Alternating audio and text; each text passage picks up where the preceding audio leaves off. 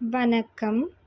இன்று நீங்கள் கேட்கவிருப்பது தமிழின் மிக முக்கியமான எழுத்தாளர் ஆதவனின் சிறுகதையான சிவப்பாக உயரமாக மீசை வச்சுக்காமல். வாசிப்பவர் உங்கள் ஜனனி. சிவப்பாக உயரமாக மீசை வச்சுக்காமல். தனக்கு வரப்போகிறவனை பற்றிய இந்த மங்கலான உருவம் இப்போது சில நாட்களாக நீலாவின் மனதில் அடிக்கடி ஊசலாடத் தொடங்கியிருந்தது. வயது 22, பெண் குழந்தை. வீட்டில் வரன் பார்க்க தொடங்கிவிட்டிருந்தார்கள். ஜாதகம், பூர்வீகம், குலம், கோத்திரம், பதவி, சம்பளம் இத்தியாதி. இந்த முயற்சிகளும் அதன் பின்னிருந்த பரிவும் கவலையும் அவளுக்கு ஒரு விதத்தில் பிடித்துத்தான் இருந்தது.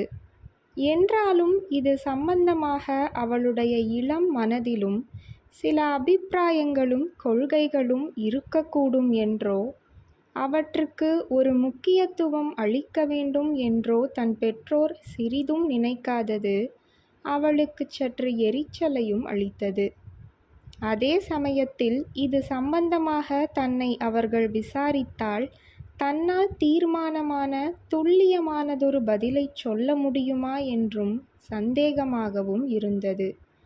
பெரியோர்களுடைய கருத்துக்கள் எவ்வளவுக்கெவ்வளவு திடமான கன பரிமாணங்களும் உண்மையின் தீவிரமும் உடையதாக இருந்தனவோ, அவ்வளவுக்கவ்வளவு அவளுடைய கருத்துக்கள் அவளுக்கே புரியாததொரு புதிராகவும், பிறர் கேட்டால் சிரிப்பார்களோ என்ற பயத்தை மூட்டுபவையாகவும் இருந்தன.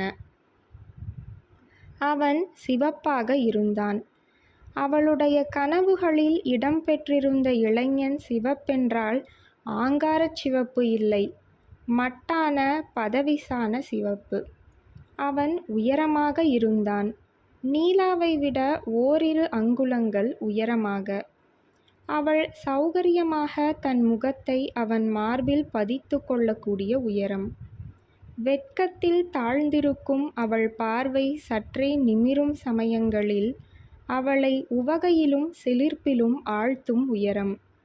கடைசியாக, ஆனால் முக்கியமாக, அவனுக்கு மீசையோ தாடியோ இருக்கவில்லை. மழுமழுவென்று ஒட்ட ஷவரம் செய்யப்பட்ட சுத்தமான மாசுமருவற்ற முகம் அவனுடையது. அந்த இளைஞனுடன் அவன் தன் கனவுகளில் தனக்கு மிகவும் பரிச்சயமான இடங்களிலும் தான் பார்த்தே இராத பல புதிய இடங்களிலும் மீண்டும் மீண்டும் அலைந்து திரிவான். ஜோடியாக அவர்கள் பார்த்து மகிழ்ந்த பேச்சுக்கள்தான் எத்தனை! ஆனால் அந்த கனவு இளைஞன் எவ்வளவுக்கு எவ்வளவு அருகில் இருப்பதாக தோன்றினானோ, அவ்வளவுக்கு அவ்வளவு எட்டா தொலைவில் இருப்பதாகவும் தோன்றினான். எவ்வளவுக்கு எவ்வளவு அவனை பற்றி தெரியும் என்று தோன்றியதோ, அவ்வளவுக்கு அவ்வளவு அவனை பற்றி தெரியாதென்றும் தோன்றியது. ஓயாமல் அலைபாயும் நீர்ப்பரப்பில் கோணல் மாணலாக நெளியும் ஒரு பிம்பம் அவன். வேகமாகச் சென்று மறைந்துவிட்ட பஸ் ஜன்னலில் பார்த்த முகம். அவள் அவனை பார்க்கவும் செய்தாள், பார்க்கவும் இல்லை. நீலா ஒரு சர்க்கார் ஆபீஸில் வேலை பார்த்து வந்தாள், குமாஸ்தாவாக. அவளுடைய ஆபீஸில் நிறைய இளைஞர்கள் இருந்தார்கள். ஏன், அவளுடைய செக்ஷனிலேயே ஒருவன் இருந்தான். எல்லாம் அவள் பார்வையில் படு சாதாரணமாக சீஃப் ஃபெல்லோஸ். அவளை போன்ற ஓர் அரிய ரத்தினத்தை புரிந்து கொள்ளவோ அதன் அருமையை அறிந்து போற்றி பாதுகாக்கவோ லாயக்கில்லாதவர்கள். இந்த மட்டரகமான கும்பலில் இருந்து அவளுக்கு விடுதலை அளிப்பதற்கென்று அவதாரம் எடுத்திருப்பவன்தான் அவளுடைய கனவு இளைஞன். ஓ, என் அன்புக்குரியவனே, எங்கிருக்கிறாய் நீ? நான் கேட்கும் பாடல்களை கேட்டுக்கொண்டு, படிக்கும் பத்திரிகைகளை படித்து கொண்டு, நடக்கும் சாலைகளில் நடந்து கொண்டு, கவனிக்கும் போஸ்டர்களை கவனித்து கொண்டு பயணம் செய்யும் டாக்ஸிகளிலும் ஆட்டோ ரிக்ஷாக்களிலும் பயணம் செய்து கொண்டு, ஏறி இறங்கும் படிக்கட்டுகளில் ஏறி இறங்கி, உபயோகிக்கும் ஹேர் ஆயிலையும் டூத்பேஸ்டையும் உபயோகித்து கொண்டு அருந்தும் பானங்களை அருந்திக்கொண்டு என்னை தாக்கும் ஓசை மனங்களினால் தாக்கப்பட்டு சிலிர்க்க வைக்கும் காட்சிகளைக் கண்டு சிலிர்ப்பில் ஆழ்ந்து வியர்க்க வைக்கும் வெயிலில் வியர்த்து கொண்டு விசிறும் தென்றலினால் விசிறப்பட்டு நனைக்கும் மழையிலும் நில ஒளியிலும் நனைந்து கொண்டு பீடித்திருக்கும் இதே கனவுகளினால் பீடிக்கப்பட்டவனாய் எங்கிருக்கிறாய் நீ? வா, வந்துவிடு. ப்ளீஸ் என்னை ஆட்கொள். என்னை காப்பாற்று. என்னைச் சுற்றியிருக்கும் இந்த மனிதர்களிடம் இருந்து, இந்த இடங்களிலுள் இருந்து, இந்த பொருள்களில் இருந்து, என்னிடம் இருந்தே. ஆர்ப்பரிக்கும் என்ன அலைகள், திமிறித் துள்ளும் உள்ளம். தினசரி காலையில் பஸ் ஸ்டாண்டில் ஒரு நீண்ட கியூவின் மிகச்சிறிய பகுதியாக தன்னை ஆக்கிக் கொள்ளும் கணத்தில் அவளுடைய இதயத்தை ஒரு விவரிக்க முடியாத சோகமும் தவிப்பும் கவ்விக்கொள்ளும். இதோ மீண்டும் இன்னொரு நாள். நான் பஸ் ஸ்டாண்டில் வந்து நிற்கிறேன். பஸ்ஸில் ஏறி போகிறேன். சலித்து போன இதே பழைய முகங்களுடன் என்று அவள் நினைத்து கொள்வாள். சாலையில் படபடவென விரையும் கார்கள், ஸ்கூட்டர்கள் இவற்றை அவளுடைய பார்வை ஆற்றாமையுடன் துரத்தும், துழாவும். பஸ்ஸில் செல்லும்போது பஸ்ஸை ஓவர்டேக் செய்து கொண்டு செல்லும் வாகனங்களையும் இந்த வாகனங்களுக்குள் அமர்ந்திருக்கும் மனிதர்களையும் அவளுடைய பார்வை நீவும், அணைக்கும். இந்த கார்கள், ஸ்கூட்டர்கள், அதோ அந்த போர்டிகோக்கள், பார்க்கிங் லாட்கள், அடுக்குமாடி கட்டடங்கள், ஜன்னல்கள் இவை உள்ள உலகம்தான் கனவு இளைஞன் வசித்த உலகம். பஸ் கியூக்களும் டிஃபன் பாக்ஸ்களுக்கும் அப்பாற்பட்ட உலகம். நீண்ட கியூக்களில் கூட்டமான பஸ்களில் நிரந்தரமாக சிறையாகி போன அவளை அவன் எப்படித்தான் கண்டுகொள்ளப் போகிறானோவென்று அவள் பெருமூச்செறிவாள். அவள் கையில் இருந்த நேற்று ஆஃபீஸ் கிளப்பிலிருந்து எடுத்து வந்திருந்த பத்திரிகையின் பின்னட்டையில் சிகரெட் விளம்பரத்தில் தன்னை போன்ற பெண்ணொருத்தியை ஒரு கையால் அணைத்தவாறு இன்னொரு கையில் சிகரெட்டை ஒயிலாக பிடித்திருக்கும் இளைஞன் கூட ஓரளவு கனவு இளைஞனின் சாயல் உள்ளவன்தான். Cigarette, shaving lotion, hair oil விளம்பரங்களில் இடம்பெறும் இந்த இளைஞர்கள் கூடவெல்லாம் பேச முடிந்தால் எவ்வளவு நன்றாயிருக்கும். இவர்கள் கனவு இளைஞனின் நண்பர்களாய்த்தான் இருப்பார்கள். அவனுடைய விலாசம் இவர்களுக்கு நிச்சயம் தெரிந்திருக்கும். பிறகு ஆஃபீஸ் கையில் இருந்த பத்திரிகையை குப்புசாமியின் மேஜை மீது வைத்துவிட்டு அட்டெண்டன்ஸ் ரிஜிஸ்டரில் கையெழுத்திட்டுவிட்டு அவள் தன் இடத்தில் உட்காருவாள். செக்ஷனில் வேலை செய்யும் சிலர் ஏற்கனவே வந்திருப்பார்கள். மற்றவர்களும் ஒவ்வொருவராக வந்து உட்காருவார்கள். வேலை தொடங்கும். இரவெல்லாம் நிசப்தமாக நிச்சலனமாக இருந்த அந்த அறை திரை தூக்கப்பட்ட நாடக மேடை போல குபுக்கென்று உயிர் பெற்று விழித்து கொள்ளும். குரல்கள், ஓசைகள், அசைவுகள், நிற்கும், நடக்கும், உட்காரும் மனிதர்கள், இவர்களை இணைக்கும் சில பொதுவான அசேதன பொருட்கள், படபடவென பொரிந்து தள்ளும் டைப்ரைட்டர்கள், சரசரக்கும் மொடமொடக்கும் காகிதங்கள், இக்காகிதங்களின் மேல் தம் நீல உதிரத்தை எழுத்து வடிவங்களாக உகுத்தவாறு தாவும் ஊரும் தள்ளாடும் பேனாக்கள், கிரிங் கிரிங் என தன் இருத்தலையும் ஹோதாவையும் அடிக்கடி கர்வத்துடன் பறைசாற்றும் தொலைபேசி, பொத் பொத்தென்று வைக்கப்படும் திறக்கப்படும் ரெஜிஸ்டர்கள், டபால் டபால் என்று திறக்கப்படும் மூடப்படும் இழுப்பறைகள், அலமாரிகள், தரையுடன் உராயும் நாற்காலிக்கால்கள், காற்றில் சுவரில் உராயும் ஒரு கேலண்டர், ஒரு தேசப்படம், ஒன்றோடொன்று உராயும் மோதும் இணையும் இணையாத ஒலிகள். ஒரே விதமான ஓசைகளின் மத்தியில், ஒரே விதமான மனிதர்களின் மத்தியில், ஒரே விதமான வேலையைச் செய்து கொண்டு, ச்ச, இதில் பிரமாதமான கெடுபிடியும் அவசரமும் வேற. மிஸ் நீலா, டெபுடேஷன் ஃபைல் கடைசியாக யார் பெயருக்கு டிரான்ஸ்ஃபர் செய்யப்பட்டிருக்கிறது? Miss Neela, RV Gopalan transfer order டிஸ்பேட்சுக்கு போய்விட்டதா? மிஸ் நீலா, பிஎன் பென்ஷன் தலைப்பில் புதிய ஃபைல் திறக்க அடுத்த நம்பர் என்ன? கேள்விகள், கேள்விகள், கேள்விகள். அவர்கள் தன்னை கேட்காத போது அவள் தன்னையே கேட்டுக்கொள்வாள். மிஸ் நீலா, உனக்கு ஏன் பைத்தியம் பிடிக்கவில்லை? மிஸ் நீலா, நீ எதற்காக இந்த அறையில் இந்த நாற்காலியில் உட்கார்ந்திருக்கிறாய்? மிஸ் நீலா, உனக்கும் இந்த மனிதர்களுக்கும் என்ன சம்பந்தம்? விதவிதமான மனிதர்கள், வெவ்வேறு ருசிகளும் போக்குகளும் சாயல்களும் பாவனைகளும் உள்ள மனிதர்கள், ஒரு குறிப்பிட்ட மட்டத்தில் குறிப்பிட்ட வட்டத்தில் சுழலும் மனிதர்கள், சலிப்பூட்டும் மனிதர்கள். இந்த செக்ஷனில் இருந்தவர்களிலேயே வயதானவர் தண்டபாணி. நெற்றியில் விபூதி, வாயில் புகையிலை, முகத்தில் எப்போதும் ஒரு கடுகடுப்பு. பெண்கள் வேலைக்கு வருவதை பற்றி அவருக்கு நல்ல அபிப்பிராயம் இல்லாத காரணத்தால் நீலா என்ற பெண்ணொருத்தி அந்த செக்ஷனில் வேலை செய்ததை உணர்ந்ததாகவே அவர் காட்டிக்கொள்வதில்லை. செக்ஷனில் உள்ள மற்றவர்கள் ஒரு பெண் இருக்கிறாளே என்று கூற தயங்கும் சொற்களை, டாபிக்குகளை அவர் வெகு அலட்சியமாக கூறுவார், அலசுவார். வேண்டுமென்று தன்னை அதிர வைக்கும் நோக்கத்துடனேயே அவர் இப்படி பேசுவதாக நீலாவிற்கு தோன்றும். குப்புசாமி இன்னொரு ரகம். செக்ஷனில் பத்திரிகை கிளப் அவர்தான் நடத்தி வந்தார். அவரே கிட்டத்தட்ட ஒரு பத்திரிகை மாதிரிதான். சதா மேட்டர் தேடி அலையும் பத்திரிகை.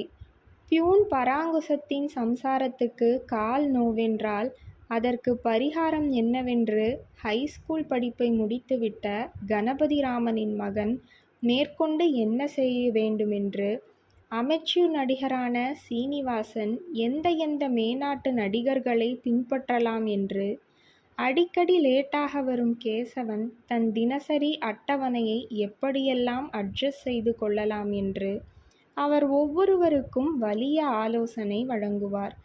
நீலாவிடமும் அவர் பேசுவார். இன்றைக்கு என்ன சீக்கிரமாக வந்துட்ட போல இருக்கே என்கிற ரீதியில் அவர் அவளிடம் வெகு சௌஜன்யத்துடன் பேச முற்படும்போது எரிச்சல்தான் வரும். தண்டபாணி ஓர் அமுக்கு என்றால் குப்புசாமி ஓர் அதிக பிரசங்கி. கணபதிராமன், சீனிவாசன், கேசவன், பராங்குசம் இவர்களையும் கூட ஒவ்வொருவரையும் ஒவ்வொரு காரணத்துக்காக அவள் வெறுத்தாள். கணபதிராமன் சதா அவளுடைய வேலையில் ஏதாவது தவறுகளை சுட்டிக்காட்டுவதும், சின்ன பாப்பாவின் கையை பிடித்து ஆ எழுதச் சொல்லித் தருவதைப் போல ஒவ்வொரு விஷயத்தையும் ஆதியோடந்தம் சொல்லித்தர முற்படுவதும் அவளுக்கு பிடிக்கவில்லை. சீனிவாசன் மிஸ் நீலா என்று உத்தரவிடும் போதெல்லாம் if you don't mind, kindly என்ற சொற்களை பயன்படுத்துவது மரியாதையாக தோன்றாமல் ஒரு நாசூக்கான ஏளனமாகவே தோன்றியது. கேசவனுடைய பெரிய மனுஷ தோரணையும், யாரையும் லட்சியம் செய்யாத அவள் உட்பட அலட்சிய போக்கும் அவளுக்கு அவன்பால் வெறுப்பை ஏற்படுத்தின. பியூன் பராங்குசத்தை பொறுத்தவரையில் ரிஜிஸ்டர்களையும் ஃபைல்களையும் பல சமயங்களில் அவன் அனாவசியமான வேகத்துடன் ஓசையுடன் தன் மேஜை மீது எறிவதாக அவளுக்கு பட்டது. சில சமயங்களில் அவள் வராந்தாவில் நடந்து செல்லும்போது வேறு பியூன்களிடம் தன்னை பற்றி மட்டமாக ஏதோ சொல்லி சிரித்து கொண்டிருந்ததாக பட்டது. செக்ஷனில் இருந்த யாரையுமே அவளுக்கு பிடிக்கவில்லை என்றாலும் அவளுக்கு மிக அதிகமாக பிடிக்காத ஆசாமி கேசவன்தான். செக்ஷனில் உள்ள மற்றவர்கள் அவனை ஒரு செல்லப்பிள்ளை போல நடத்துவதும், அளவுக்கு மீறி அவனை தூக்கி வைத்து பேசுவதும் அவளுக்கு பொறுப்பதில்லை. இவர்கள் கொடுக்கும் இடத்தினால்தான் இதற்கு திமிர் அதிகமாகிறது என்று அவள் நினைப்பாள். Lucky fellow sir, no comments, no worries. ஒரு மாசத்திற்கு எவ்வளவு படம் பார்ப்பாய் நீ கேசவன்? தனியாக பார்ப்பாயா அல்லது ஸ்வீட் கம்பெனி ஏதாவது? இந்த காலத்து பசங்களெல்லாம் பரவாயில்லை சார். இவங்க வயசில் நாம் இருந்தபோது என்ன என்ஜாய் பண்ணியிருப்போம் சொல்லுங்கோ. அவனுடைய இளமைக்கும் சுயேட்சை தன்மைக்கும் அவர்கள் அளிக்கும் அஞ்சலி. தம் இறந்த கால உருவத்தை அவன் வடிவத்தில் மீண்டும் உருவகப்படுத்தி பார்த்து மகிழும் முயற்சி. அவளுக்கு சில சமயங்களில் பொறாமையாக கூட இருக்கும். தனக்கு கிடைக்காத ஒரு விசேஷ கவனிப்பும் ஸ்தானமும் அவனுக்கு கிடைத்திருப்பது அவள் நெஞ்சை உறுத்தும். இது போன்ற சமயங்களில் இந்த பொறாமையும் உறுத்தலும் வெளியே தெரிந்து விடாமல் அவள் மிகச் சிரமப்பட்டு தன் முகத்தையும் பாவனைகளையும் அலட்சியமாக வைத்து கொள்வாள். எனக்கொன்றும் இதொன்றும் லட்சியம் இல்லை என்பது போல. ஒரு நாள் மாலை குப்புசாமி கேசவனிடம் பேசிக் கொண்டிருந்த போது அவள் இப்படித்தான் மூஞ்சியை அலட்சியமாக வைத்து கொண்டிருந்தாள். உனக்கு எந்த மாதிரி வைஃப் வரணும் என்று ஆசைப்படுகிறாய் என்று குப்புசாமி கேட்டார். எந்த மாதிரி என்றால்? அழகானவளாகவா? அழகானவளாக வரணும் என்று யாருக்குத்தான் ஆசை இருக்காது? ரொம்ப அழகாயிருந்தாலும் அப்புறம் மேனேஜ் பண்ணுறது கஷ்டம். கேசவன் கடகடவென்று சிரித்தான். எனக்கு இதிலே உங்களளவு அனுபவம் இல்லை சார் என்றான். இப்படி அவன் சொன்னபோது தன் பக்கம் அவன் பார்வை திரும்பியது போல நீலாவுக்கு தோன்றியது. இதை ருசுப்படுத்தி கொள்ள அவன் பக்கம் திரும்பவும் தயக்கமாக இருந்தது. அன்று வீட்டுக்கு சென்றதும் அவள் முதல் வேலையாக தன் முகத்தை கண்ணாடியில் பார்த்து கொண்டாள். கேசவன் பார்வை விழுந்த தன் மாலை நேரத்து முகம் எப்படி இருந்தது என்று தெரிந்து கொள்வதற்காக. அது களைத்திருந்தது, வியர்த்திருந்தது, சற்றே புழுதி படிந்திருந்தது, துடிப்பும் பிரகாசமும் இன்றி மந்தமாக இருந்தது. இதுதான் அவளுடைய முகம். அவளுடைய அழகென்று கேசவன் தீர்மானித்து விட்டானோ? இந்த எண்ணம் தோன்றிய மறுகணமே, சாச்ச, இவன் பார்க்கும்போது என் முகம் எப்படி இருந்தால் என்ன, இவன் என்னை பற்றி என்ன நினைத்தால் என்ன என்றும் நினைத்தாள். அவனை பற்றி மறக்க முயன்றாள். ஆனால் மறுநாள் காலை ஆஃபீஸுக்கு கிளம்பும்போது வழக்கத்தை விட அதிக சிரத்தையுடனும் பிரயாசையுடனும் அவள் தன்னை அலங்கரித்து கொண்டாள். அவனுக்காக அல்ல, அவன் மூலம் தன்னை திருப்திப்படுத்தி கொள்வதற்காக என்று அவள் சொல்லிக்கொண்டாள். அவனுடைய அலட்சியத்தை பிளந்து அவனை சலனப்படுத்துவதற்காக அவனுடைய கவனத்தை கவர்ந்து அதன் மூலம் என் வெற்றியை ஸ்தாபிப்பதற்காக. இந்த போக்கிரித்தனமான எண்ணம் அவள் முகத்தில் ஒரு புன்னகையை எழுப்பியது. அன்று பஸ்ஸில் செல்லும் வழியெல்லாம் அவள் முகத்தில் பளிச் பளிச் என்று புன்னகை ரேகைகள் தோன்றி மறைந்த வண்ணம் இருந்தன. அவள் செக்ஷனுக்குள் நுழையும்போது கேசவனின் நாற்காலி காலியாக இருந்தது.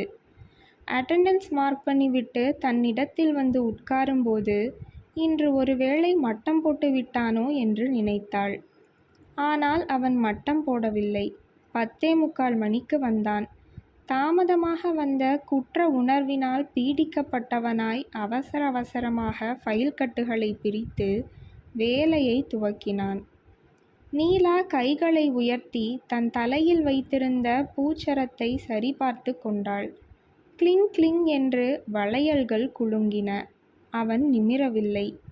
கையில் இருந்த பென்சிலை தரையில் நழுவ விட்டுவிட்டு மேஜைக்கு முன்புறம் போய் உருண்டு விழுந்துள்ள அதை எடுக்கும் சாக்கில் அவள் இடத்தை விட்டு எழுந்தாள். சரக் சரக் குனிந்து பென்சிலை பொறுக்கினாள். கிளிங் கிளிங். அவன் நிமிரவே இல்லை. அவளுக்கு எரிச்சலாக வந்தது. இன்று திடாரென அவன் கவனத்தை கவருவது அவளுக்கு ஒரு முக்கியமான விஷயமாக, கௌரவ பிரச்சனையாக ஆகிவிட்டிருந்தது. அடுத்தபடியாக ஒரு ரிஜிஸ்டரை வேண்டுமானால் கீழே போடலாமா என்று அவள் யோசித்து கொண்டிருந்த போதுதான் சீனிவாசன் அவளை கூப்பிட்டார். Miss Neela, if you don't mind, ஒரு லெட்டர் கம்பேர் செய்யணும். அவள் இடத்திலிருந்து எழுந்தாள்.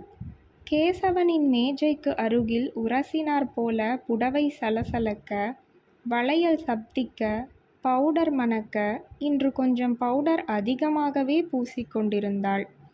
நடந்து சென்று அவள் சீனிவாசனின் மேஜையை அடைந்தாள். கேசவனின் பேனா சற்று நின்றது. அவன் நிமிர்ந்து தன்னை பார்ப்பதை அவள் உணர்ந்தாள். பாரு பாரு, நன்றாய் பாரு என்று நினைத்தவாறு அவள் சீனிவாசன் அருகில் இருந்த காலி நாற்காலியில் அமர்ந்து அவரிடம் இருந்த கடித நகலை வாங்கி படிக்கத் தொடங்கினாள்.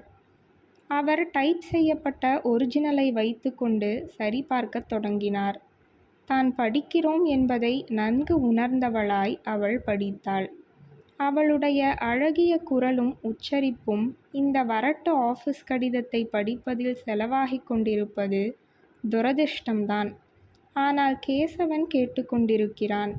இந்த நினைவு அவளுக்கு ஒரு போதையையும் உந்துதலையும் அளித்தது. கடிதத்தை படித்து முடித்துவிட்டு மீண்டும் தன் இடத்தில் வந்து உட்கார்ந்ததும் கேசவன் திசையில் அவள் பார்வையை செலுத்தினாள். குபுக்கென்று அவன் பார்வை அவளை விட்டு அகலுவதை கண்டுபிடித்தாள். அப்படியானால் இவ்வளவு நேரமாக அவன் அவளைத்தான் கவனித்து கொண்டிருந்தானா? அவளுக்கு கர்வம் தாங்கவில்லை. அன்று அவள் தேவைக்கதிகமாகவே நடமாடினாள். கேசவனின் பார்வை அடிக்கடி தன் திசையில் இழுபடுவதை திருப்தியுடன் கவனித்தாள். கப்பம் கட்டாமல் ஏய்த்து வந்த அண்டை நாட்டு சிற்றரசன் ஒருவனுக்கு தன் பலத்தை நிரூபித்த திருப்தி. இன்னும் பெரிய அரசர்களின் மேல் போர் தொடுக்க முஸ்தீப்பாக அவள் ஈடுபட்ட ஒரு சிறு பல பரீட்சையில் வெற்றி.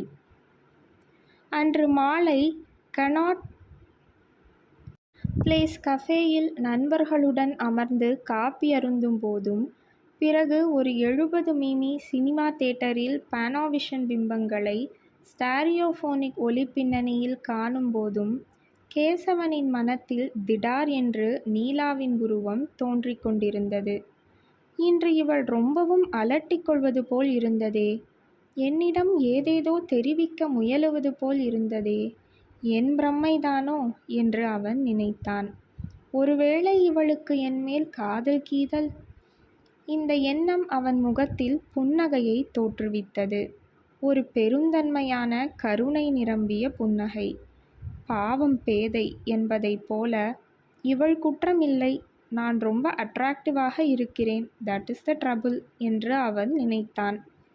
திடீரென்று அவளுடைய இங்கிலீஷ் உச்சரிப்பு நினைவு வரவே அவனுடைய புன்னகை அதிகமாகியது. சில்லி ப்ரொனன்சியேஷன் என்று நினைத்தான்.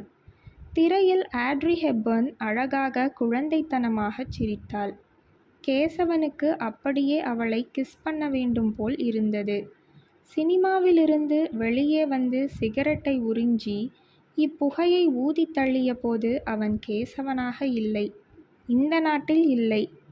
பீட்டர் ஓட்டூலாக மாறி நியூயார்க் வீதியில் நடந்து கொண்டிருந்தான். ஆட்ரி ஹெப்பர்னின் சாயலை எதிரே வந்த பெண்களின் முகங்களில் தேடிக்கொண்டிருந்தான். அவனுக்கு மிகவும் பிரியமான நடிகை ஆட்ரி ஹெப்பர்ன் தான். அதற்கு அடுத்தபடி சோஃபியா லாரன், பிறகு ஷெர்லி மெக்லைன். அவனுடைய வாழ்க்கை துணைவியின் லட்சிய உருவகம் இந்த பிரியமான நடிகைகளின் சாயல்களில் இங்கே கொஞ்சம் அங்கே கொஞ்சம் என்று சிதறி கிடந்தது. புடவை, டூத்பேஸ்ட் விளம்பரங்களில் சிரிக்கும் வனிதைகளில் கொஞ்சம் கொஞ்சம் இருந்தது. கனாட் பிளேஸ் வராந்தாக்களில் காணும் சில முகங்கள், சில நடைகள், சில சிரிப்புகள், சில அபிநயங்கள், இவற்றில் கொஞ்சம் கொஞ்சம் இருந்தது. இந்த வெவ்வேறு துணுக்குகளை சேர்த்து பார்த்தால் அவன் விரும்பியவள் எப்படிப்பட்டவளாக இருப்பாள் என்று ஒருவேளை புலப்படக்கூடும். ஆனால் அவன் இதுவரை இந்த முயற்சியில் ஈடுபடவில்லை. தன்னுடைய நிச்சயமின்மை அவனுக்கு பிடித்திருந்தது. அந்தந்த கணத்தில் ஆங்காங்கே எதிர்ப்படும் அழகுகளில் சுவாதீனமாக லயித்து ஈடுபட அனுமதித்த அவனுடைய சுயேச்சை தன்மை அவனுக்கு பிடித்திருந்தது. ஒரு குறிப்பிட்ட பிம்பத்துக்கு அடிமையாகி தன் பார்வைக்கும் இலக்குகளுக்கும் எல்லைகள் வகுத்துவிட அவனுக்கு விருப்பம் இல்லை. காதல் என்பது வாழ்நாள் முழுவதும் ஒருவன் ஈடுபடும் இடையறாத தேடல் என்னும் ரொமான்டிக் ஐடியா அவனுக்கு பிடித்திருந்தது. அவனுடைய பெற்றோருக்கு வேண்டுமானால் பாட்டு பாடத் தெரிந்த, தோசை அரைக்கத் தெரிந்த எவளாவது ஒருத்தி வந்தால் போதுமானதாக இருக்கலாம். ஆனால் அவனுக்கு வாழ்க்கை வெறும் மோர்க்குழம்பும் தோசையும் அல்ல. சீமந்தமும் தாலாட்டும் அல்ல. இதற்கெல்லாம் அப்பாற்பட்டது, மேம்பட்டது. இந்த மேம்பட்ட சிகரங்களை அவன் எட்ட முடியாமலேயே போகலாம், அது வேறு விஷயம். ஆனால் இவற்றை எட்டக்கூடிய சுதந்திரத்தை அவன் காப்பாற்றிக் கொள்ள வேண்டும். இது அவசியம். மிஸ் நீலா, என்னை நீங்கள் காதலிக்கும் பட்சத்தில் பாவம், உங்கள் நேரத்தை வீணடித்து கொண்டிருக்கிறீர்கள் என்று அவன் நினைத்தான். மறுநாளில் இருந்து மறைத்து கொள்ளப்பட்ட ஆர்வத்துடனும் பரபரப்புடனும் அவர்கள் ஒருவரையொருவர் கவனிக்கத் தொடங்கினார்கள், கண்காணிக்கத் தொடங்கினார்கள். கேசவன் தன் அழகை ரசிக்கிறானோ என்று நீலா கவனித்தாள். இந்த பெண் என்னை பக்தியுடன் பார்க்கிறதோ என்று கேசவன் கவனித்தான். இருவருமே தான் கவனிப்பது எதிராளிக்கு தெரியாது என்றும், தம்மை பாதிக்காமல் தம்மை காப்பாற்றிக் கொண்டு தாம் மட்டும் எதிராளியை பாதித்து விட்டதாகவும் நம்பினார்கள். இந்த நம்பிக்கையில் குதூகலமும் பெருமையும் அடைந்தார்கள். வெற்றியின் பெருமை, வெற்றியின் கர்வம். நீலாவிடம் எத்தனை விதமான நிறங்களில், எத்தனை விதமான டிசைன்களில் புடவைகள் இருந்தன என்பதை கேசவன் முதன்முதலாக கண்டுபிடித்தான். அவள் காதுகளை தலைமயிருக்குள் ஒளித்து கொள்ளும் விதம், வயிற்று பாகம் மறையும்படியாக புடவை தலைப்பை இடுப்பில் நட்டுக்கொண்டு பிறகு தோளில் படரவிட்டிருந்த நாசூக்கு, அவள் பேச்சிலிருந்த ஒரு லேசான மழலை, அவள் விழிகளிலும் பாவனைகளிலும் கரைந்து விடாமல் தேங்கி கிடந்த ஒரு குழந்தைத்தனமும் பேதைமையும், இவற்றையெல்லாம் அவன் நுணுக்கமாக கவனிக்கத் தொடங்கினான். தன் கவனத்தை கவர நீலா ரொம்பவும் பிரயாசைப்படுகிறாள் என்று கேசவன் நினைத்தான். ஆனால் நானா கவனிப்பவன் என்று அவளை கவனித்து கொண்டே அவன் நினைத்தான். ஒரு நாளில் கிட்டத்தட்ட 50 அல்லது 60 தடவையாவது கேசவன் என் பக்கம் பார்க்கிறான் என்று நீலா நினைத்தாள். தன் அழகுக்கும் கவர்ச்சிக்கும் ஒரு எளிய பக்தன் அளித்த சிறு காணிக்கையாக இதை அவள் திரஸ்கரிக்காமல் ஏற்றுக்கொண்டாள். தன்னுடைய கனவு இளைஞனை அவள் சந்திக்கும்போது இந்த குட்டி பக்தனை பற்றி அவனிடம் சொல்லிச் சிரிப்பாள் அவள். கேசவன் அவளை பார்க்க பார்க்க கனவு இளைஞனை பற்றிய அவளுடைய நம்பிக்கைகளும் ஆசைகளும் மேன்மேலும் உறுதிப்பட்டன. அவளுடைய அழகின் வல்லமையும் சாத்தியக்கூறுகளும் தெளிவாகின. மறுமுறை பார்க்க தூண்டும், பிரமிக்க வைக்கும் உருவம் அவளுடையது, வடிவம் அவளுடையது. கனவு இளைஞன் அவளை நிச்சயம் தவறவிடப் போவதில்லை. எத்தகைய அதிர்ஷ்டசாலி அவன்! செக்ஷனில் இருந்த மற்றவர்கள் மீது அவளுக்கு இருந்த கோபம் கூட இப்போது குறையத் தொடங்கியது. ஏனென்றால் அவர்களுடைய கேள்விகளுக்கு பதில் சொல்லும் போதெல்லாம், ஏதாவது ஒரு காரியமாக அவர்களை நோக்கி நடக்கும் போதெல்லாம் அவள் உண்மையில் கேசவனுக்காகத்தான் பேசினாள், கேசவனுக்காகவே நடந்தாள். அவளை சுற்றியிருந்த உண்மைகள் திடாரென மறைந்து விட்டிருந்தன. கனவு இளைஞனுக்காக போற்றி வந்த அவளுடைய உலகம் ஆகிவிட்டிருந்தன. கேசவனுடைய கண்களிலும் உலகம் மாறித்தான் போயிருந்தது. திடாரென்று தன்னுடைய முக்கியத்துவத்தை, பிரத்யேகத்தன்மையை அவன் உணர்ந்தான். கேலரியில் உட்கார்ந்து கைத்தட்டும் பெயரற்ற பலருள் ஒருவனாக, ஒரு நடிகையின் பல உபாசகர்களுள் ஒருவனாக, நடைபாதைகளில் மிகுந்து செல்லும் அழகிகளின் பார்வை தெளிப்புகளையும் வர்ணச் சிதறல்களையும் பொறுக்கிச் சேர்க்கும் பலவீனர்களுள் ஒருவனாக இருந்தவன் திடாரென்று இந்த கும்பல்களில் இருந்து தான் விலகிவிட்டதை உணர்ந்தான். தன் ஒருவனுடைய ரசனைக்காகவும் பாராட்டுக்காகவும் மட்டுமே ஒரு அழகு தினந்தோறும் மலருவதை உணர்ந்தான். அவனுக்காகவே எழுப்பப்படும் கவிதை, வரையப்படும் ஓவியம், இசைக்கப்படும் இசை, அவனுக்காக மட்டுமே ஸ்கிரிப்ட் செய்யப்பட்டு, டைரக்ட் செய்யப்பட்டு, திரையிடப்படும் ஒரு படம். எவ்வளவு அபூர்வமான, கர்வப்பட வேண்டிய விஷயம்! சில சமயங்களில் அவனுக்கு உற்சாகத்தை கட்டுப்படுத்தி கொள்ளவே முடியாதென்று தோன்றியது. சாலையில் எதிர்ப்படும் முன்பின் அறியாதவர்களையெல்லாம் நிறுத்தி விஷயத்தை சொல்ல வேண்டும் போல இருந்தது. அடுக்குமாடி கட்டடத்தின் உச்சியில் போய் நின்று கொண்டு மேகங்களிடம் தன் இரகசியத்தை பீற்றிக் கொள்ள வேண்டும் போல் இருந்தது. அவன் தனியானவன், வேறுபட்டவன். வேறு யாருக்குமே கிடைக்காத இரு வாய்ப்பையும் ஒரு கௌரவத்தையும் அதன் மதிப்பு எப்படியிருந்தாலும் பெற்றவன். கேசவன் கவலைப்படத் தொடங்கினான். கவலைகளற்ற சுதந்திரப்பட்சி என்று மற்றவர்களால் கருதப்பட்டவன் திடாரென்று தன் விருப்பமின்றியே ஓர் அதிசயமான சிறையில் அடைபட்டு விட்டதை உணர்ந்தான். கரைகளற்ற நீர்ப்பரப்பில் அலைகளின் போக்குக்கேற்ப அலைந்து திரிந்த படகாக இருந்தவன் திடாரென்று ஒரு கரையருகில் ஒரு முனையில் தான் கட்டுப்பட்டு விட்டதை உணர்ந்தான். இந்த மாறுதலை அவனால் முழு மனதாக ஒப்புக்கொள்ள முடியவில்லை. அதே சமயத்தில் இதிலிருந்து தன்னை விடுவித்து கொள்ளவும் முடியவில்லை. ஒரு கோணத்திலிருந்து பார்க்கும்போது இது மகத்தான தோல்வியாகவும் வீழ்ச்சியாகவும் தோன்றியது. ஆனால் இந்த தோல்வியில் ஒரு கவர்ச்சியும் இருந்தது. ஒரு மர்மமான ஆழமும் அழகும் இருந்தன. அந்த தோல்வியை நேருக்கு நேர் சந்திக்கவும் பயந்து கொண்டு வந்த வழியே திரும்பிச் செல்லவும் மனம் வராமல் அவன் குழம்பினான், தவித்தான். ஒரு நாள் சினிமா தியேட்டரில் சிநேகிதிகளுடன் வந்திருந்த நீலாவை பார்த்து அவன் சிரித்தான். அவளும் சிரித்தாள். அவனுக்கு தைரியம் வந்தது. செக்ஷனில் சிரிப்புக்கான சந்தர்ப்பங்கள் வரும்போதெல்லாம், வேடிக்கை பேச்சுகளும் கலகலப்பும் ஏற்படும் போதெல்லாம் அவர்களுடைய பார்வைகள் ஒன்றை ஒன்று நாடின. அவர்களுடைய புன்னகைகள் மோதிக்கொண்டன. மின்சார அலை போல ஒன்று அவர்களிடையே எப்போதும் ஓடிக்கொண்டே இருந்தது. அவள் பார்வைக்கு ஒரு அர்த்தம்தான் இருக்க முடியும். அவள் புன்னகைக்கு ஒரு அர்த்தம்தான் இருக்க முடியும். ஆனாலும் அவனால் ஒரு முடிவுக்கு வர முடியவில்லை. பிறகு அவன் நினைத்தான், இவள் ஏற்கனவே முடிவு செய்துவிட்ட பிறகு நான் ஏன் வீணாக யோசிக்க வேண்டும்? எனக்கும் சேர்த்து இவள் முடிவு செய்ததாக இருக்கட்டும். இவளுக்கு நான் ஏன் ஏமாற்றத்தை அளிக்க வேண்டும்? ஒரு பெண்ணின் மன திருப்தியை விட என் அழகின் தேடல்தானா பெரிது? ஓர் உடைந்த இதயத்தின் பாவத்தை மனசாட்சியில் சுமந்து கொண்டு, குற்றம் சாட்டும் இரு விழிகளை நினைவில் சுமந்து கொண்டு எந்த அழகை என்னால் ரசிக்க முடியும்?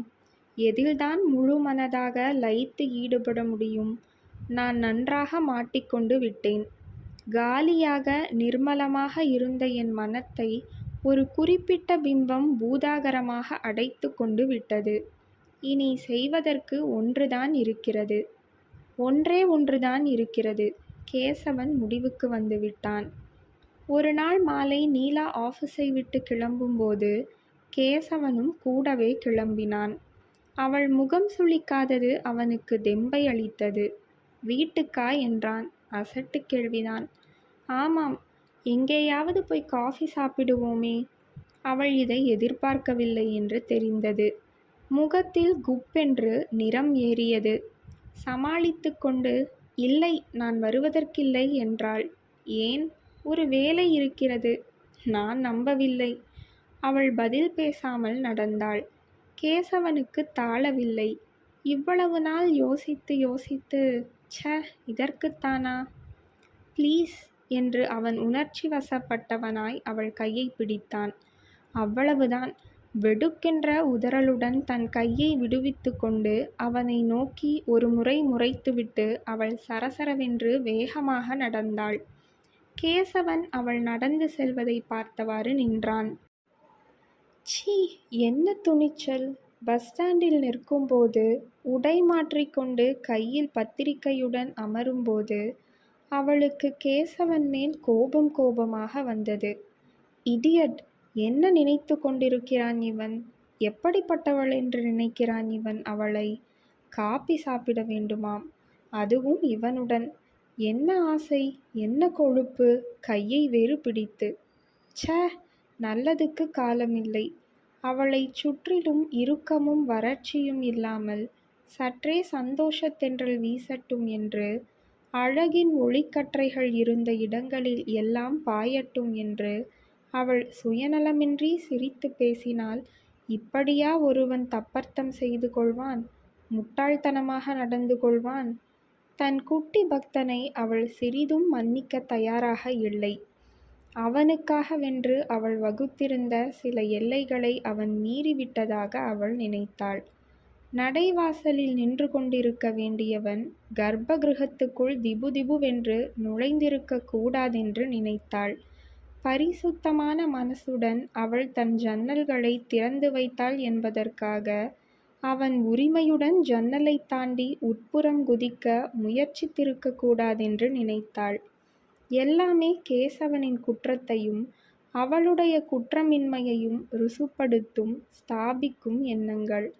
அவன்தான் குற்றவாளி, அவளுடைய நல்ல எண்ணங்களை தவறாக புரிந்து கொண்ட குற்றவாளி. இனி இவனிடம் பேசவே கூடாதென்று மறுநாள் ஆபீஸுக்கு கிளம்பும்போது அவள் முடிவு செய்தாள். அன்று கேசவன் ஆபீஸுக்கு வரவில்லை. பச்சாதாபப்படுகிறானாக்கும், அல்லது தன் காலி நாற்காலியின் மூலம் அதிருப்தியை தெரிவிக்கிறானாக்கும், என் அனுதாபத்தை பெற முயற்சிக்கிறானாக்கும் என்று அவள் அலட்சியமாக நினைத்தாள். அவனை பற்றி எதுவும் நினைக்காமல் அவனால் பாதிக்கப்படாமல் இயல்பாக இருக்க முயன்றாள். ஆனால் நினைவுகளை யாரால் கட்டுப்படுத்தி கொள்ள முடியும்? வேண்டும் வேண்டாம் என்று பாகுபாடு செய்து பொறுக்க முடியும். அவன் திசையில் எண்ணங்கள் பாய்வதை, அவன் உருவம் மனதில் தோன்றி தோன்றி மறைவதை அவளால் தவிர்க்க முடியவில்லை. மாலையில் வீட்டில் உட்கார்ந்து கேசவனை தள்ளுபடி செய்யக்கூடிய காரணங்களை அவள் தேடி பார்த்தாள். செக்ஷனில் வேலை செய்யும் பலருள் ஒருவனாக அவனை அசட்டையாக கருதி வந்த தன் பழைய மனநிலையை மீண்டும் உருவாக்கி கொள்ள முயன்றாள். ஆனால் அதில் அவளால் வெற்றி பெற முடியவில்லை. கேசவனை ஒரு தனி மனிதனாக, குறிப்பிட்ட சில இயல்புகளும் ருசிகளும் போக்குகளும் உள்ளவனாக, எல்லாவற்றுக்கும் மேலாக அவளிடம் சிரத்தை கொண்ட ஒருவனாக, பேச்சுக்கள் பார்வைகள் மூலமாக அவளுடைய மனம் ஒரு விதமாக உருவகப்படுத்தி வைத்திருந்தது. இந்த உருவகத்தை அவளால் சிதைக்கவோ அழிக்கவோ முடியவில்லை. முகமற்ற, பெயரற்ற, உருவற்ற ஜனத்திரளில் ஒருவனாக, அவளை எந்த விதத்திலும் பாதிக்காதவனாக அவனை மீண்டும் தூக்கி எறிய முடியவில்லை. அவனும் இப்போது என்னை பற்றித்தான் நினைத்து கொண்டிருப்பானோ? இருக்கலாம், யார் கண்டது? என்ன விசித்திரமான தப்ப முடியாத விஷயம் இது! அவள் அனுமதியின்றி, அவளுக்கு தெரியாமல், இந்த கணத்தில் அவளை அறிந்த பலர் அவளை பற்றி பலவிதமாக நினைத்து கொண்டிருப்பார்கள். அந்த நினைவுகளை பற்றி அவளால் எதுவும் தெரிந்து கொள்ள முடியாது. அவற்றை ஒடுக்கவோ மாற்றவோ முடியாது. அவற்றில் இருந்து தன்னை மீட்டு கொள்ள முடியாது. என்ன நினைத்து கொண்டிருப்பான் கேசவன்? அவள் கர்வம் பிடித்தவள் என்றா, இரக்கமற்றவள் என்றா? எப்படியாவது நினைத்து கொள்ளட்டும். ஆனால் ஆனால் ஆனால் ஒருவேளை அவன் ரொம்ப வருத்தப்படுகிறானோ? தன் தவறுக்காக தன்னையே கடிந்து கொண்டு கழிவிரக்கத்தில் உழலுகிறானோ? இந்த கற்பனை அவளுக்கு ஒரு பயத்தையும் சங்கடத்தையும் அளித்தது. யாரோ என்னை பற்றி ஏதோ நினைத்து கொண்டு அவஸ்தைப்பட்டால் அதற்கு நானா பொறுப்பாளி என்று சமாதானம் செய்து கொள்ள முயன்றாள். ரேடியோவில் கேட்ட காதல் பாடலிலும் பத்திரிகை விளம்பரத்தில் இருந்த இளைஞன் முகத்திலும் தன் மனதை ஈடுபடுத்தி கற்பனைகளை திசை திருப்பிவிட முயற்சித்தாள். ஆனால் திடாரென்று இவையெல்லாம் உயிரற்றதாக, அர்த்தமற்றதாக, வெறும் போலியாக அவளுக்கு தோன்றின.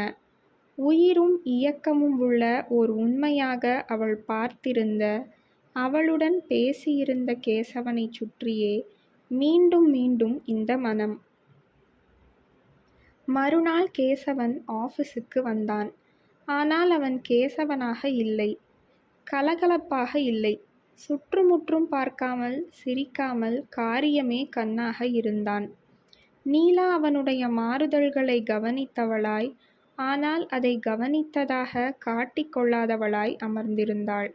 கேசவன் வாய்ப்பு கிடைக்கும்போது அவளிடம் ஐ எம் சாரி என்று மன்னிப்பு கேட்டுக்கொள்ளப் போகிறான் என்று அவள் எதிர்பார்த்தாள். ஆனால் கேசவன் ஒரு நாள் லீவில் தன்னை கடுமையாக ஆத்ம சோதனை செய்து கொண்டு, பெண்கள், அவர்களுடைய பார்வைகள், சிரிப்புகள், இவற்றின் அர்த்தங்கள் ஆகியவற்றில் எல்லாம் முற்றும் நம்பிக்கை இழந்த ஒரு விரக்தி நிலை அடைந்திருந்தான் என்பது அவளுக்கு தெரியவில்லை. அன்று லஞ்ச் டயத்திற்கு பிறகு சில நிமிடங்களுக்கு செக்ஷனில் அவளும் அவனும் மட்டும்தான் தனியாக இருந்தார்கள். அப்போது கேசவன் தன்னிடம் பேசப் போகிறான் என்று அவள் எதிர்பார்த்தாள். ஆனால் அவன் பேசவில்லை. அடுத்த நாளும் அதற்கடுத்த நாளும் கூட இப்படி பல சந்தர்ப்பங்கள் ஏற்பட்டன. ஆனால் கேசவன் எந்த சந்தர்ப்பத்தையுமே உபயோகித்து கொள்ளவில்லை. ரொம்ப கோபம் போலிருக்கு என்று அவள் நினைத்தாள். அவனுடைய விலகிய போக்கும் உஷ்ணமும் ஆஃபீஸ் வேலை விஷயமாக அவளிடம் பேச வேண்டி வரும்போது மிக மரியாதையுடன் முகத்தை பார்க்காமல் பேசிவிட்டு நகருதலும் அவளுக்கு ரசமாகவும் வேடிக்கையாகவும் இருந்தன. அதே சமயத்தில் இந்த கோபத்தின் பின்னிருந்த ஏமாற்றத்தையும் வேதனையையும் ஊகித்து உணரும்போது அவளுக்கு அவன் மேல் இரக்கமாகவும் இருந்தது. சுத்த பைத்தியம் என்று அவள் நினைத்தாள். அவள் நிலை அவனுக்கு ஏன் புரியமாட்டேன் என்கிறது? அவள் ஒரு பெண். விளைவுகளை பற்றி, சுற்றியுள்ள சமூகத்தின் பார்வையையும் பேச்சுக்களையும் பற்றி யோசிக்க வேண்டியவள். எவனோ கூப்பிட்டான் என்று உடனே காபி சாப்பிட போக இது என்ன சினிமாவா டிராமாவா? இப்படியாக அவன் காபி சாப்பிட கூப்பிட்டதே தப்பு என்கிற ரீதியில் யோசித்து கொண்டிருந்தவள், அவன் அப்படி செய்தது சரியாக இருந்தாலும் கூட தான் ஏன் அதை ஏற்றுக்கொண்டிருக்க முடியாது என்று தனக்குத்தானே நிரூபித்து கொண்டு தன் செய்கை சரிதானா என்று ஸ்தாபித்து கொள்ள முயன்றாள். இருந்தாலும் மனதின் அரிப்பையும் குடைவையும் அவளால் தடுக்க இயலவில்லை. ஒருவேளை அந்த சந்தர்ப்பத்தில் அவள் வேறு வார்த்தைகளை உபயோகப்படுத்தியிருக்கலாமோ? இன்னும் சிறிது பிரியமாக நடந்து கொண்டிருக்கலாமோ? அவனை புண்படுத்தாமலும் அதே சமயத்தில் தன்னை பந்தப்படுத்தி கொள்ளாமலும் சாதுரியமாக நிலைமையை சமாளித்திருக்கலாமோ? அவள்தான் இப்படியெல்லாம் ஏதேதோ யோசித்து கொண்டிருந்தாளே தவிர அவன் அவளை பற்றி கவலைப்பட்டதாகவே தெரியவில்லை. அவள் பக்கம் பார்ப்பதையே அவன் நிறுத்திவிட்டான். ஏன், சீட்டில் உட்காரும் நேரத்தையே அவன் கூடியவரை குறைத்து கொள்ளத் தொடங்கியிருந்தான். அவனுடைய அலட்சியம் அவளுடைய ராத்தூக்கத்தை கெடுத்து விடவில்லை. ஆனாலும் ஒரு சூனிய உணர்வு அவளை அவ்வப்போது பிடித்து உலுக்க தான் செய்தது. அவளுக்குள் பிரகாசமாக எரிந்து கொண்டிருந்த ஏதோ ஒரு பல்பு ஃபியூஸ் ஆனதைப் போல இருந்தது. அந்த பல்பு இல்லாமலும் அவள் இயங்கக்கூடும். இருந்தாலும் வித்தியாசம் இருக்கத்தான் செய்தது. குறை தெரியத்தான் செய்தது. அழகுபடுத்தி கொள்வதிலும் அலங்கரித்து கொள்வதிலும் முன்போல ஆர்வமும் உற்சாகமும் காட்ட அவளால் முடியவில்லை. தன்னைத்தானே ஏமாற்றிக்கொள்ளும் ஒரு முயற்சியாக அவை தோன்றின. கனவு இளைஞனை மண்டியிடச் செய்யும் தேஜஸ் வாய்ந்ததாக தோன்றிய தன் அழகின் மேல் முன்போல் அவளால் நம்பிக்கை வைக்க முடியவில்லை. அதன் கவர்ச்சியையும் வல்லமையையும் பற்றி தீர்மானமாகவும் இருமாப்பாகவும் இருக்க முடியவில்லை. எதை அஸ்திவாரமாக கொண்டு அவள் தடபுடலாக மாளிகை கட்டினாளோ அந்த அஸ்திவாரமே இப்போது சந்தேகத்திற்குரியதாக மாறிவிட்டிருந்தது. இவ்வளவு சீக்கிரம் புறக்கணிக்கக்கூடிய சக்தியா அவள் சக்தி? பைத்தியம் பிடிக்கச் செய்யும், நிரந்தரமான, விடுபட முடியாத, போதையில் ஆழ்த்தும் அழகு இல்லையா அவளுடைய அழகு? கேசவன் அவளை பார்த்து மயங்கியது கூட தற்செயலாக நிகழ்ந்ததுதானோ? அல்லது அவன் மயங்கியதாக நினைத்தது கூட அவள் பிரம்மைதானோ? தன்னை மறந்து ஒரு நிலையில், ஒரு திடார் உந்துதலில் அவன் அவளை நெருங்கி வர இவள் பைத்தியம் போல அந்த வாய்ப்பை நழுவ விட்டு விட்டாளா? இனி இதுபோன்ற வாய்ப்புகள் அவள் வாழ்வில் வர நேருமோ நேராதோ? அப்பாவும் அம்மாவும் ஜோசியர்களும் தேர்ந்தெடுக்கும் யாரோ ஒரு... என்ன பயங்கரம்! நான் முட்டாள், படுமுட்டாள் என்று அவள் தன்னைத்தானே திட்டிக் கொண்டாள். கேசவன் மீசை வைத்திருந்தான். அதனால் என்ன? சுமாரான நிறம்தான். அதனால் என்ன? அவன் கேசவன். அவளுக்கு பரிச்சயமானவன். மோசமான டைப் என்று சொல்ல முடியாதவன். இந்த பெண்கள்...